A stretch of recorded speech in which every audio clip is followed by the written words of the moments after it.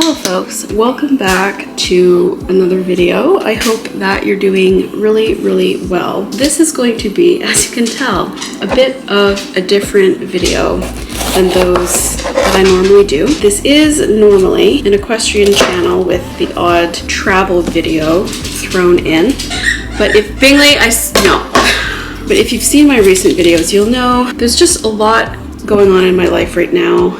And this is the first time, maybe ever, that I've had to say, like, I need to take a step back from riding and the time commitment that requires in order to just get through. As a result of me not riding, I have not been making nearly as many YouTube videos, and I'm missing it. Like, I'm missing the kind of creative outlet that it offers. And I realized that even though this is technically my YouTube channel, I don't often talk about myself, and that is technically on purpose because I try to keep my personal life and what I put online kind of separate. But I thought that it might be fun to kind of film a sort of week in the life where I bring you along on some of the non-horsey things that I get up to, and also sprinkling in some fun facts about me and letting you guys get to know me a little bit better. So today is Tuesday, April 30th, and it's what I call an admin day. I did a grocery order and an order for Bingley's food, and I order them online, so I just have to go pick them up, and then I'm going to do some meal prepping. So right now I'm just kind of like prepping all the veggies. I make like a chicken cheesy pasta and then fajita bowls. Basically try to make meals that include vegetables that I like.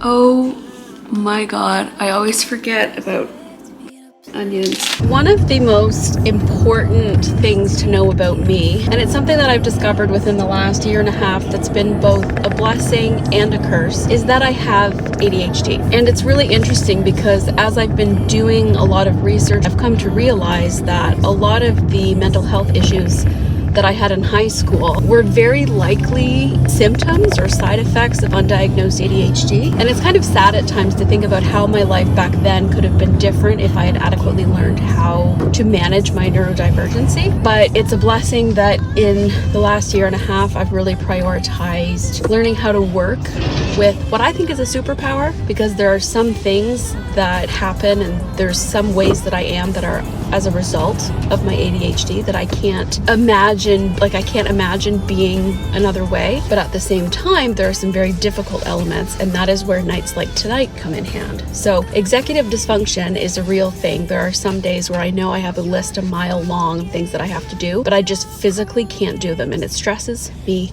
out. When I have a day when I wake up and I'm like, yep, this is going to be a productive day. This is going to be a day where I get all of the things done. I take advantage of that energy and utilize it to the best of my ability. Going to buy groceries tonight and doing meal prepping will mean that I won't have to make any dinner or potentially lunch meals for myself for the next 5 days, which is fabulous because within the next 5 days, I could be super productive or I could go into another pit of executive dysfunction. So long story short, fact number one about Kaitlyn for this video is that she has ADHD, and it's both a blessing and a curse.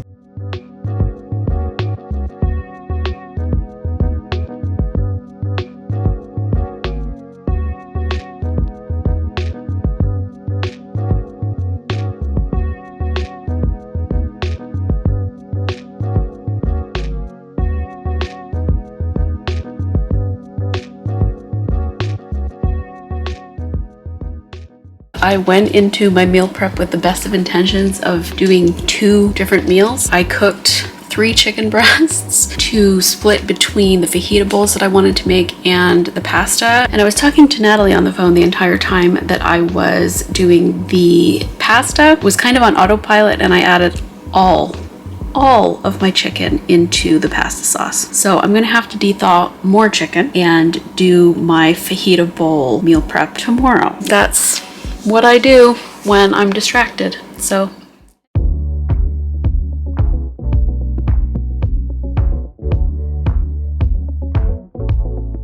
Good morning and welcome to Wednesday. I'm working in office today. So when I'm working, I do about an even balance of working from office and working from home. I've been with my current employer, it'll be 3 years in May. I've been in a couple of different positions and I really like it. I work in communications. Honestly, it's one of the things that motivates me to go into the office and to not like be, I just wish I could work from home, because I did that for so long during the pandemic. The pretty views, especially at this time of year, because we're coming up on the annual Ottawa Tulip Festival, which is, aside from like October at peak fall colors, is my favorite time of the year in Ottawa because the tulips are so beautiful. Normally I start work at 8, but yesterday I had to stay half an hour late after work, so I'm gonna start at 8:30 today. So yeah, makeup done. Now all I have to do is get changed and pack my bag.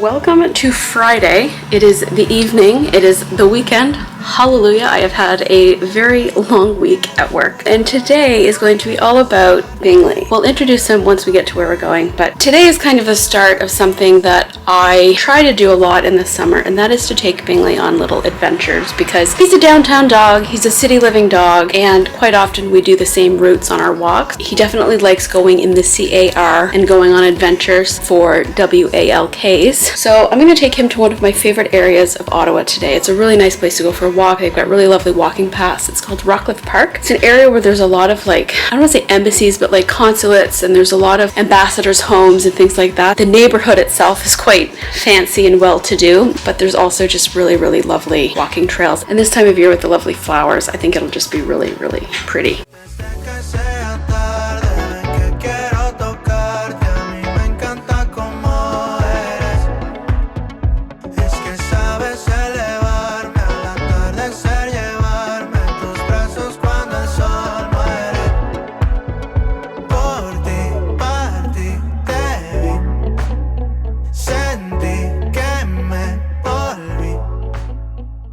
So this little monkey is Bingley. He is my 4-year-old, very goofy as you can see, 4-year-old King Charles Cavalier Spaniel. I picked him up March 27th or 28th of 2020, I don't remember. He was very much a pandemic puppy and I don't have any regrets. I always call him my discount dog because when I got him, Reader said that they didn't have any puppies left, but then they're like, well, we do have this one. He was born with an inguinal hernia. You know, if you want him, we were gonna keep him, do the hernia, and then, pass him on when he was like a year old after the surgery's done. But if you want him, you can take him at a discounted price, knowing that he'll have to have this surgery when he's fixed. Very minor, nothing that would cause him health issues, but it was just something to think about. And I was like, yeah, sure, whatever, it's no problem. Lo and behold, he gets to be just under a year old. I take him in to be fixed, and the vet says there's no inguinal hernia. I didn't end up needing to pay the difference in the cost of the surgery. So that was a very lovely surprise. He's just such a curious and loving boy, and I absolutely adore him. This is a really pretty little area that I love. Good boy. Okay, take the steps, Dingus. Up. One. And you got out of your harness again. Look at how pretty the hyacinths are. Look how lovely. One.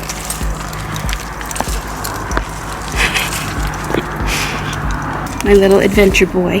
Hey, my little adventure boy. I don't think this goes anywhere. Oh, dude, this leads up to private property. Come on. So my camera just died, of course. But what I was saying earlier is that in the summer, spring, summer, fall, I really try to make it my mission to take Bingley out on little adventures. Ideally, it would be once a week, but more often than not, it ends up being twice a month, 2-3 times a month, where we just hop in the car and go exploring together. I've actually started a little note in my phone of places in Ottawa that I want to check out that are dog friendly that I've never been to. One of the things that attracted me to the Cavalier as a breed is that they're very sociable dogs. They can kind of be known for having some separation anxiety, but they're as happy to be a couch potato as they are to go on an adventure. So he's kind of like building up his walking stamina again, because we don't go for as many walks in the winter just because he is a wimp about the cold. I have tried every kind of boot known to man. No matter what I tell him, no matter what we try, he's not a fan of the cold on his feet. And if I put boots on, he won't walk. So we popped in the car and come just down the road, and we're gonna go for a little walk by the river. Something else to know about me that I've mentioned many times before is that I grew up on the east coast of Canada, so I'm used to having an ocean nearby. But for the last 6 years, I have not had that. So this river is as close as I get to getting some time down by the water. That's a good boy. Sit. That's a good boy.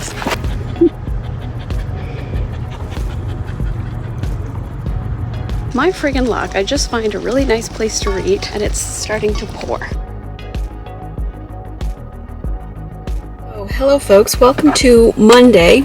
I completely skipped out on filming anything on the weekend because, to be quite honest, I was a bit of a couch potato and I didn't do much. Today is a beautiful day. It is like sunny and 21 degrees, so I decided to take advantage of the weather and get out and about. So today on my lunch I took Bingley for a walk, and then tonight I have driven out to Gatineau Park and I wanted to hike this trail called Pink Lake, but unfortunately it is not open for the season yet. So I've come to my other favorite place in Gatineau Park, which is called the Mackenzie King Estate, and there's a waterfall trail that starts at this parking lot that I'm going to do, and then I'm just going to go for a little walk around the grounds and just, I don't know, sit and enjoy the weather.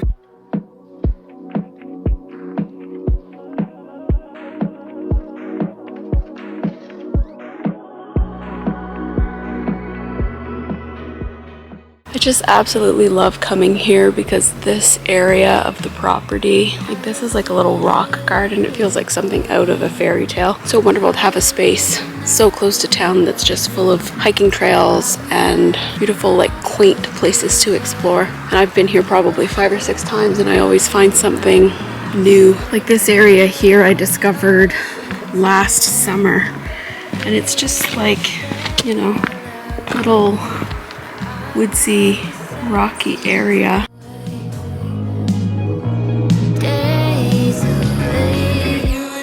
So this is like the front of an old bank building that was in downtown Ottawa in the 30s, and it burned down, and they saved the front of it and brought it here. Now I don't know if it's just the horse girl in me, but every time I come into a lovely parkland like this, it makes me just think about how lovely it would be to ride on these beautiful grounds.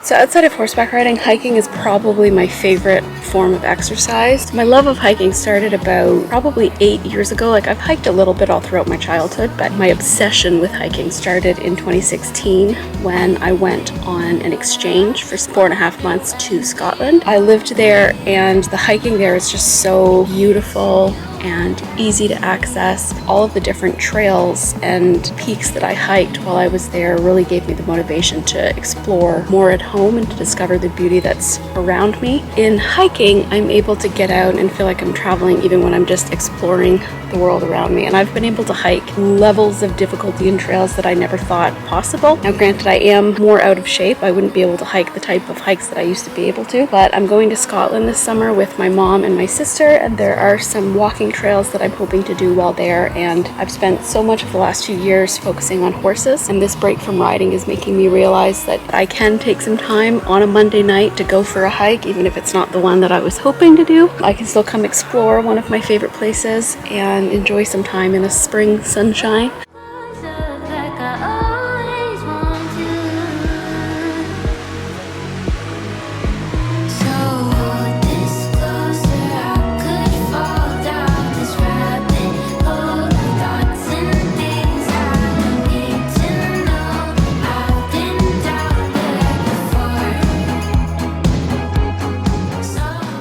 pulling my phone out because it wouldn't be one of my videos without me deciding to film on my phone rather than my camera, even though my camera takes much better video quality. For most of April, I was very kind of down in the dumps. I was just feeling, I don't know, I was feeling the seasonal depression, which I get every year.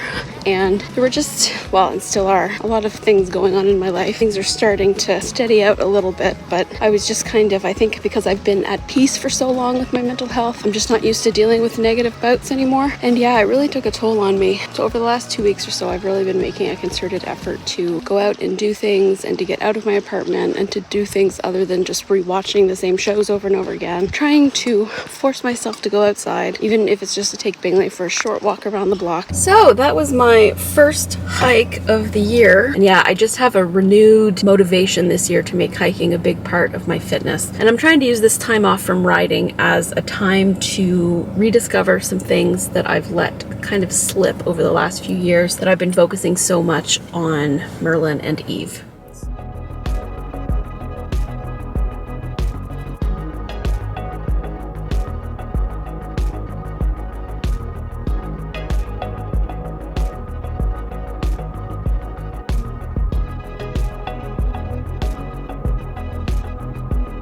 Howdy, howdy. So it is now Wednesday evening, May 8th, and I thought that I would kind of do a little quick fire round, shall we say, of some of the other things that I wanted to cover in this video. Something that I really enjoy, and it's actually the subject of a previous YouTube channel, and I don't know if you can tell by the books on that shelf, the books sitting there waiting to be sorted to decide whether I want to donate them or not. I am and always have been a very big reader, and I actually, my original forays into YouTube was on BookTube, so I used to make videos about reading and all the different books that I was reading. I have a bachelor's degree in English literature, a first class honors bachelor's degree in English literature, I might add, and I also have a master's degree in English Lit with a specialization in medieval and Renaissance studies. And for the longest time I thought that I was going to go into academia, but I just decided to go another way. Reading has always been something I was really passionate about, and I thought that in order to be happy in my job, I had to make reading and books and literature my job. And I discovered by going through university that I loved studying it, but I didn't necessarily think that I would be 100% happy having to read and teach and research and write about books as a job, because it kind of leached the happiness out of it. I found that outside of school, I wasn't really doing a lot of reading. And I have found that since graduating from my master's, it'll be 3 years ago in July, I had kind of fallen out of love with reading. I wasn't reading a lot at all. Like last year, I think I only read about 35 books, which I know sounds like a lot, but for me, when I had previously read between 60 and 75 books a year, just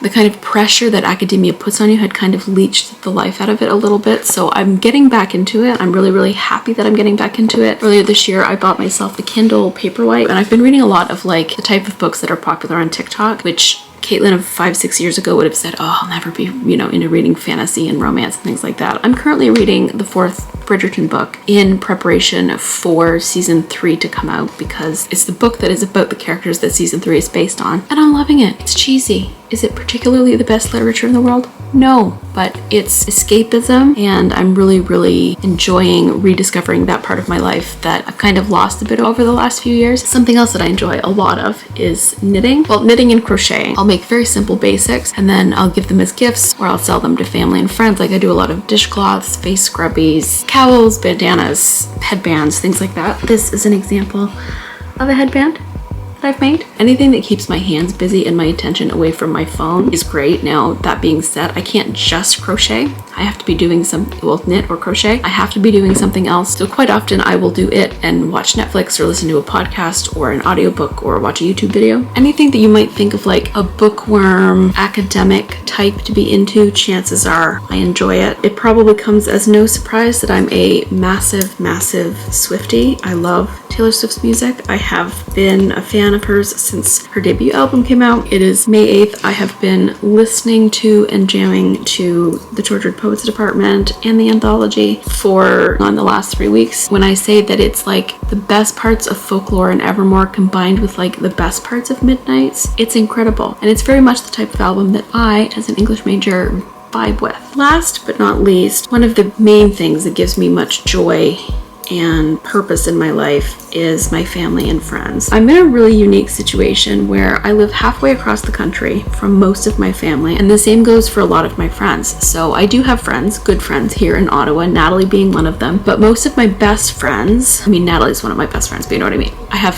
several wonderful best friends, and one of them lives on the East Coast. I have one who lives out west in Canada, so I do spend a lot of time FaceTiming with people that I really care about. That kind of goes hand in hand with the passion that I have for travel and discovering new places, because I think that if I hadn't followed my gut instinct and my dreams of, say, wanting to do an exchange, I wouldn't have met, say, my best friend who lives out west. It's hard to classify as a hobby because it's very expensive, and chances are you only get to go on, you know, one trip every few years or something like that. I was really lucky that I was able to travel a lot in university because I had some disposable income, and I also did an exchange where I had 4 months that I could travel very cheaply within Europe. And then when I did have money to go abroad, like say for a flight, I had people that I could stay with. So I was able to do a lot of travel for, I don't want to say relatively little money, but I did save a lot of money by staying with people or by staying in youth hostels and things like that. It broadened my perspective and my self-confidence at a time in my life when I had a lot of social anxiety and just a lot of like anxiety about life, and it made me much more independent in a way that I don't know that horses could have. So the break that I took from horses in university was really, really beneficial in that way. So I can't and don't really want to classify it as a hobby, but it is something that I'm really passionate about and that I prioritize in terms of my finances. I try to go on at least one little trip every year. Really lucky that, well, I didn't travel at all during the pandemic. So prior to last year, the most recent trip that I had been on was in 2020. I went to Las Vegas and Arizona, and then obviously took a few years, ended up getting a dog and a horse. Last year I ended up going on 2 proper trips. Natalie and I went to Kentucky for the 3-day event, and then in July I went out to Calgary for the first time to visit one of my best friends. This year I'm really, really excited that I also have one bigger trip and then one smaller trip planned, and they're within quite close proximity to each other. So in August, I'm going off